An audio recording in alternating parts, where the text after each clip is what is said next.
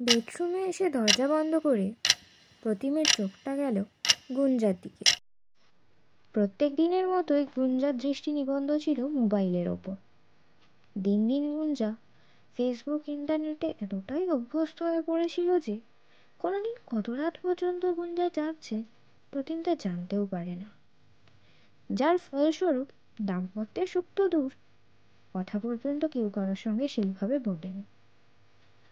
স্বামী স্ত্রী এক বিছানায় শুয়েও তাদের মধ্যে এই দূরত্ব ক্রমেই প্রতিমের ভেতরটাকে শুষ্ক মরুভূমিতে পরিণত করে তুলেছিল।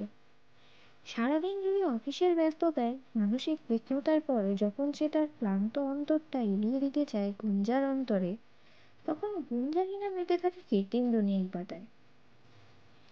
কতদিন যৌন মিলন হয়নি তাদের, কতদিন তারা একসঙ্গে একটু হাসেনি, খুনসুটি করেনি, অভিমান করেনি। প্রতিম ভেবেছিল তাদের ব্যক্তিগত জীবনের এই কথাগুলো কাছের বন্ধু চিরন্তনকেও জানাবে না, কিন্তু একদিন তুমুল মন খারাপের জেরে চিরন্তনের সঙ্গে ড্রিঙ্ক করতে বসে কয়েক প্লেট নেওয়ার ফলে সমস্ত ব্যথা যন্ত্রণা গড়গড়িয়ে ঠোঁট দিয়ে বেরিয়ে এলো। নেশা করলে সত্যিই মানুষের মুখে মুখোশ দিয়ে ঢাকা যায় না। সব শুনে চিরন্তন বন্ধু প্রতিমকে বলল, ভাই তুই ওকে দোষ দিচ্ছিস কেন? আগে তুই বলতো, ওকে তুই কতটা সময় দিস? প্রতিম বলল, আমি কি করে সময় দেবো? আমি তো অফিসে থাকি সারাদিন। রাতে যখন কথা বলতে চাই তখন ও ফোন নিয়ে ব্যস্ত থাকে। চিরন্তন বলল, তুই কি এমন ব্যস্ত মানুষ রে? অফিসের ফাঁকে একদিনও ফোন করে জিজ্ঞেস করিস দুপুরে কখন খেয়েছে? বিকেলে ঘরে ফিরে একদিনও ওকে কোথাও ঘুরতে নিয়ে যাস? প্রতিম বলল, ভাই তুই বড্ড গালিগাল বকছিস। তুই আমার দিকে না আমার বউয়ের দিকে? চিরন্তন বলল, আমি দুজনেরই দলে। যখন তোরা কলেজে প্রেম করতিস কতবার একসঙ্গে লুকিয়ে ঘুরতে গেছিস, রাত জেগে কত কথা বলতিস, আমি সবের প্রমাণ আছে। আর বিয়ে হতেই কি সব প্রেম ভালোবাসা উবে গেল? প্রতিম এবার বলল, মুখ সামলা। আমাদের প্রেম আমরা যা খুশি করবো, তোর তো ঠিকই। দুদিন পর তো তোরও শ্রেয়ার সাথে বিয়ে, দেখবো তখন বউকে কত সময় দিতে পারিস। চিরন্তন বলল, তোদের দেখে আমার শিক্ষা হয়ে গেছে, আমি অন্তত এই ভুলটা করবো না। প্রতিম এবার তার একমাত্র আপন বন্ধু চিরন্তনকে যা নয় তাই কটু কথা বলে দিল। এই ঘটনায় তাদের নেশা চটকে গেল। দুজনের একে অপরের প্রতি রাগ হল। মদ এমনই একটা বস্তু যা অন্তরের সত্যিগুলোকে বের করে আনে। তবে কখনো কখনো প্রিয় সম্পর্কের মাঝে বিবাদের দিনও তুলে দেয়। রাতে ঘরে ফিরে প্রতিম দেখল গুঞ্জা সেই মোবাইল নিয়েই মুক্ত। রাগ চড়ে গেল তার মাথায়। সে গুঞ্জার হাত থেকে মোবাইলটা কেড়ে নিয়ে, রোজ রোজ এই একই অত্যাচার আমার সহ্য হচ্ছে না। গুঞ্জা বলল, আমার ফোনটা দাও শিগগিরি। মদ গিলে এসে নাকনামো হচ্ছে, আমি কোথায় তোমার অত্যাচার করছি? প্রতিম বলল, করনি করনি তুমি? আমার সঙ্গে একদিনে কথা বলো ভালো করে, আমায় আদর করো আর আগের মতো।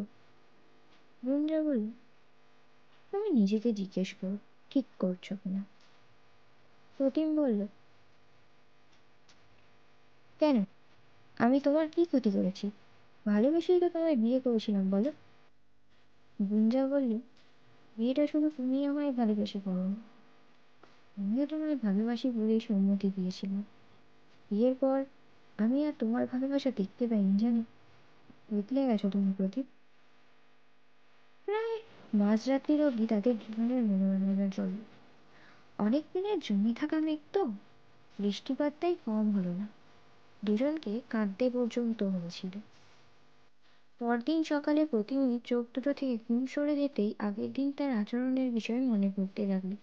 তার বড় খারাপ লাগলো, নিজেকে খুব ছোট মনে হলো। অফিস যাওয়ার সময় গুঞ্জা তার দিকে একবারের জন্য তাকালো না। অফিসে চিরন্তনও তার সঙ্গে চোখ মেলানো না। সে কাজ ফেলে রেখে মাথায় হাত দিয়ে চিন্তা করল, চিরন্তন তো আগের সঙ্গে তাকে খারাপ কিছু বলেনি। সত্যিই তো, সে গুঞ্জাকে বিয়ের আগের মতো সময় দেয় না, কাজের মধ্যেই ডুবে থাকে। ওদিকে সারাটা দিন গুঞ্জাকে একা ঘরে থাকতে হয়। তারও তো নিজের ইচ্ছে বলে কিছু আছে, যেটা প্রতিম বিয়ের পর আর জানতে চায়নি। প্রতিম স্বীকার করলো নিজের কাছে নিজের ভুলটাকে। সেদিন বিকেলে ঘরে ফিরে সে গুঞ্জাকে বলল, এই বেরিয়ে পড়ো, আজ সিনেমা যাব। গুঞ্জা নিজের কাছেই ব্যস্ত থাকলো, কোনো জবাব দিল না। সে তখন করলো কি, গুঞ্জার হাত দুটোকে চেপে ধরল। কি হয়েছে, কথা বলছো না কেন? গুঞ্জার মুখে সাড়া নেই, উল্টে চোখ দিয়ে জলবিন্দু গড়তে লাগলো। প্রতিম বুঝলো গতকালকে রাতের ঘটনাগুলো গুঞ্জাকে আঘাত করেছে। প্রতিম গুঞ্জার চোখের দিকে চেয়ে বলল, কান ধরছি, আমার ভুল হয়েছে, ক্ষমা করো। গুঞ্জা নীরবে কেবল তার সামনেই চোখের জল ফেলতে লাগলো। প্রতিম তখন আচমকাই মেঝেয় বসে পড়ে গুঞ্জার পায়ে হাত দিয়ে বলল, পায়ে ধরছি, এবার তো ক্ষমা করে দাও। গুঞ্জা এবার মুখ খুলল, কি পাগলামো করছো?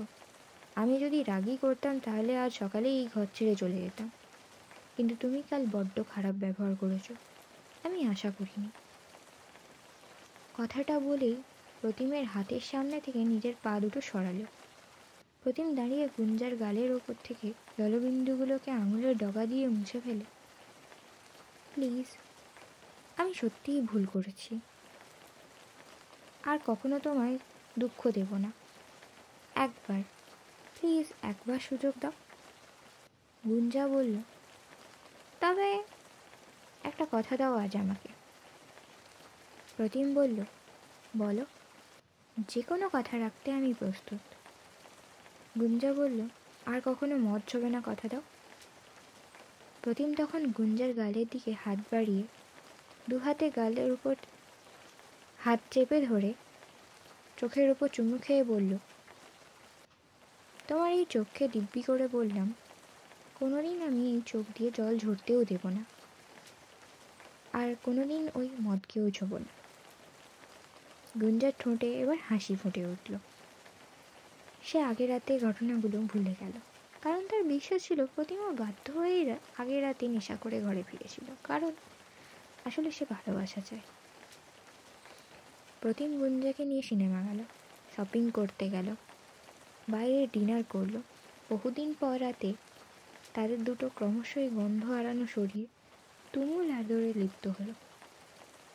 মিলনের শেষে গুঞ্জাকে প্রতিম জিজ্ঞেস করলো, মোবাইলটা কোথায়, দেখতে পাচ্ছি না। গুঞ্জা বলল, সুইচ অফ, আজ থেকে প্রতি রাত্রে শুধু আমাদের ভালোবাসার স্ক্রিনটাই অন থাকবে। প্রতিম হা হা করে হেসে উঠল। গুঞ্জা প্রতিমের বুকে মাথা রেখে গভীর প্রশান্তিতে ঘুমে আবদ্ধ হলো।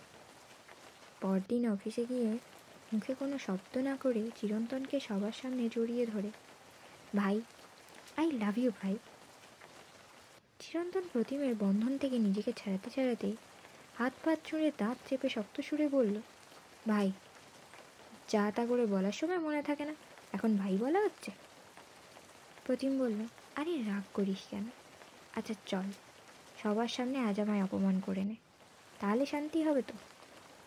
চিরন্তন কিছুটা সময় থমকে প্রতিমের চোখের দিকে তাকিয়ে এবার সে প্রতিমকে বুকে জড়িয়ে ধরে বলল, বোধের উদয় হয়েছে তাহলে আলটিমেট।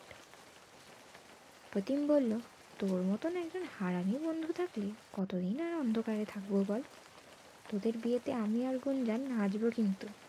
চিরন্তন বলল, তোদের বাদ দিয়ে কি আর আমি বিয়েতে বসতাম না, তা যতদিন লাগতো, তোর সঙ্গে আবার ফের ঠিকঠাক হলে তবেই বিয়ের ডেট ঠিক করতাম। প্রতিম বলল, ভগবান চেয়েছিল তোদের বিয়েটা শীঘ্রই করিয়ে দিতে, কতদিন